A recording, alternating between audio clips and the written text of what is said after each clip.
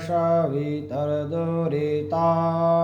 पराशु यद्भद्रं तन्न आशु।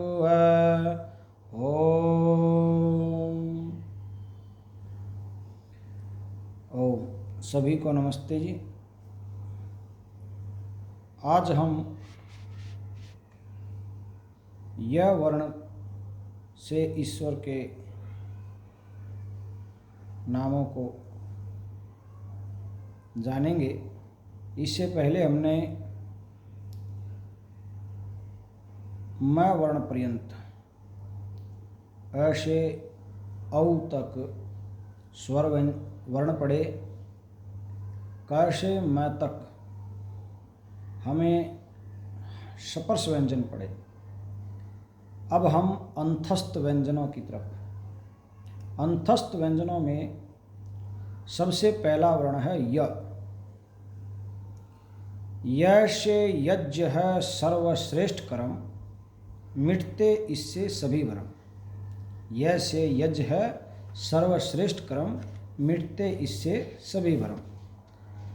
ऋषि दयानंद ने सत्यार्थ प्रकाश के प्रथम सुमोल्लास में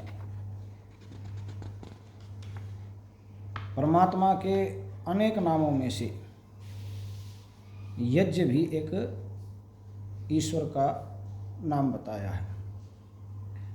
और उन्होंने इस प्रकार से लिखा, यो यजति विद्वद्भिरिच्यते वा स यज्ञः। जो सब जगत के पदार्थों को संयुक्त करता है और सब विद्वानों का पूज्य है और ब्रह्मा से लेकर सब ऋषि मुनियों का पूज्य था और होगा, इससे उस परमात्मा का नाम यज्ञ है, क्योंकि वह सर्वत्र व्यापक है।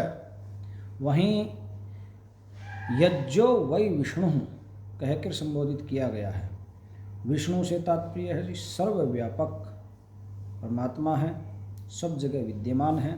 तो यज्ञ जो हम करते हैं उसकी सुगंधी भी सब जगह फैलती है, करने वाले को ही नहीं, आप पास के जो वातावरण है उसको भी शुद्ध करता है। तो क्या यज्ञ जो है केवल अग्निहोत्र मात्र है? ज़्यादातर समाज में यज्ञ को हवन अग्निहोत्र से ही लोग जानते हैं, जबकि यज्ञ बहुत विस्तृत है। हम ज़्यादा न करके मुख्य इसके 5 प्रकारों को जानते हैं। तो यज्ञ के 5 प्रकार महर्षि दयानंद ने पंच महायज्ञ विधि में बताए हैं। तो सबसे पहले है ब्रह्मयज्ञ। ब्रह्मयज्ञ हमें नित्य प्रति सूर्य उदय से पूर्व संध्या उपासना और सायंकाल को भी सूर्यास्त के समय हमें संध्या का अर्थ ही है जब दोनों काल की संधि होती है, सुबह और शाम की, शाम और सुबह की। तो उस समय हमें संध्या अवश्य करनी चाहिए, परमात्मा की उपासना अवश्य करनी चाहिए। महर्षि दयानंद लिखते हैं कि न्यून से न्यून 1 घंटा ध्यान अवश्यमेव करना चाहिए। तो ब्रह्मयज्ञ। दूसरा है देवयज्ञ। देवयज्ञ जिसको आप अग्निहोत्र कहते हैं, देवयज्ञ जिसको आप अग्निहोत्र कहते हैं, जिससे संपूर्ण वातावरण आपके आस पड़ोस का, गांव गुहांड का, समाज का पवित्र होता है, शुद्ध होता है। क्योंकि अग्नि को भेदक क्षमता है। इसके अंदर जैसा भी पदार्थ आप डालते हैं उसको सहस्रों गुना करके ये आप तक पहुंचा देता है। आगे अतिथि यज्ञ। अतिथि यज्ञ किसे कहेंगे कि आपके यहाँ कोई विद्वान बिना बताए किसी तिथि पर आ जाता है तो आप उसका भोजन आदि से उचित सम्मान सत्कार करें। यही अतिथि यज्ञ कहलाता है। फिर है पितृयज्ञ, चौथा जो यज्ञ है पितृयज्ञ। पितृयज्ञ में माता पिता गुरुजनों का आदर सम्मान, उनको समय पर भोजन आदि, वस्त्र आदि, औषध आदि समय पर उनकी सेवा शुश्रूषा करना ही पितृयज्ञ कहलाता है। फिर है बलि वैश्य देव यज्ञ, जिसको भूत यज्ञ भी कहते हैं। भूत अर्थात प्राणी, जितने भी चींटी, कीड़ी मकोड़ी, पशु पक्षी जो असहाय जीव हैं, उनको उचित अन्न जल आदि प्रदान करना, ये भूत यज्ञ के अंतर्गत, बलि वैश्य देव यज्ञ के अंतर्गत आता है। तो परमात्मा का नाम यज्ञ भी है, वो हमने पूर्व ही बता दिया है कि जिसकी सब विद्वान लोग पूजा करते हैं वो परमात्मा यज्ञ है, सब जगह व्याप्त है। यज्ञो वै विष्णु, यज्ञ ही विष्णु के कहते हैं कि जहाँ विष्णु का वास होता है वहाँ लक्ष्मी अवश्य आती है। तो यज्ञ करेंगे तो सुख समृद्धि यज्ञ आपके यहाँ अवश्य होगी। आगे है र। र वर्ण में र से रचयिता है वो रचनाकार। र से रचयिता है वो रचनाकार, जिसने रचा ये सकल संसार। वो परमात्मा जो है वो रचयिता है, जिसने पृथ्वी, सूर्य, चंद्रमा आदि लोकों को रचा है और उनको धारण किए हुए हैं। उसी ने मनुष्य मात्र के कल्याणार्थ वेद विद्या का रचन किया है। जो परमात्मा की विद्या है वो किसी भी काल में बदलती नहीं है। वो एक है तो उसकी विद्या भी एक ही है। लय से लगन लगाकर चित्त में देख, वहीं मिलेंगे तुम्हें सर्वेश। चुप करा उसको।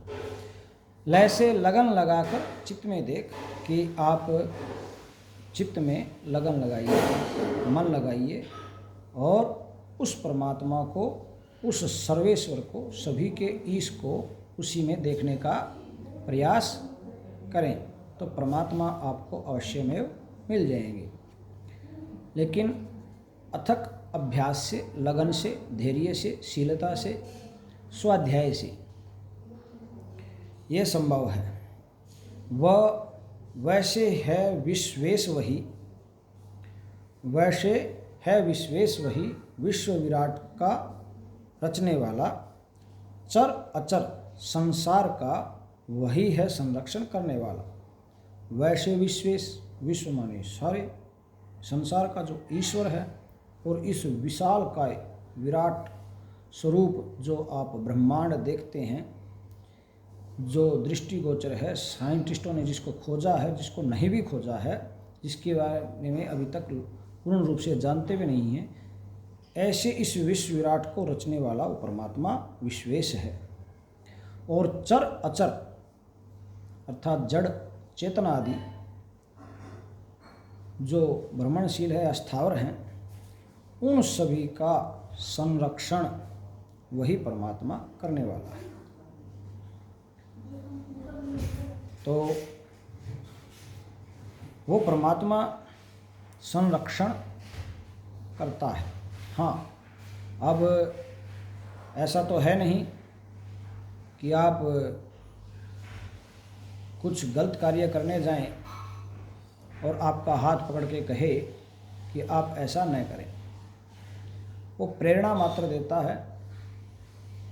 उस प्रेरणा को आप समझें, जानें, क्योंकि जब भी हम कोई अच्छा कार्य करने चलते हैं तो हमारे मन में खुशी, प्रसन्नता, उत्साह, उमंग होती है। और जब हम से कोई भूलवश या कोई गलत कार्य होता है तो हमारे अंदर ग्लानि, शर्मिंदगी का भाव आदि उत्पन्न होते हैं। भय, शंका, लज्जा आदि भाव उत्पन्न होते हैं। यही जो भाव हैं ये परमात्मा की तरफ से संकेत होते हैं। इतने मात्र से, क्योंकि अगर कर्मों में हस्तक्षेप करने लगे परमेश्वर तो उनकी न्याय व्यवस्था खंडित हो जाएगी। इसलिए किसी के भी अच्छे या बुरे कर्म में परमात्मा हस्तक्षेप नहीं करते। कर्मों का फल अवश्य देते हैं। जानने के लिए वेद आदि विद्याएं दी हैं कि क्या करें क्या ना करें। यह मनुष्य के आत्म विवेक, बुद्धि, स्वाध्याय पर निर्भर करता है कि वो कितना ठीक ठीक जान करके ठीक ठीक कर्मों में संलग्न होता है।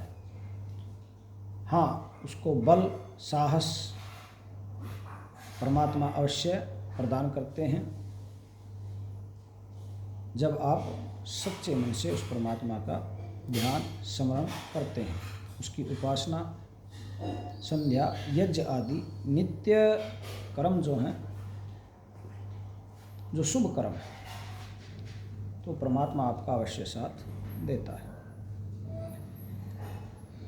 इति ओम सम। ओम विश्वानि देव सवितर्दुरितानि पराशुव यद्भद्रं तन्न आशुव। ओम शांति शांति शांति। ओम।